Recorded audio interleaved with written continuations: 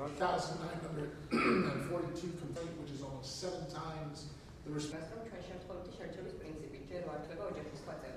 All interviews are. This research is funded by the Swedish, and if we fail to reach that individual after, they tend to have a more positive attitude about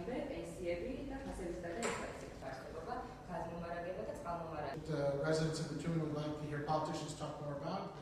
წინა კვლევისაგან განსხვავებით დიდი არაფერი შეცვლილა. შეიცვალა მხოლოდ ის, რომ საგარეო კურსი ბათუმში უფრო მოსწონდას რუსეთიდან, აი მასშტაბის საფრთხეს ვერ ხედავენ როგორც ქვეყნის მასშტაბით. ბათუმელები უფრო ოპტიმისტურად არიან განწყობილი ეკონომიკური საკითხებისა და იმ კურსის მიმართ, რომლითაც ქვეყანა ვითარდება. გაზრდილი იმ ადამიანთა რიცხვიც, რომლებიც თავს დასაქმებულად მიიჩნევენ, თუმცა პრიორიტეტულ საკითხებად სიღარიბის აღმოფხვრას და ხელმისაწვდომ ჯანდაცვას ასახელებენ.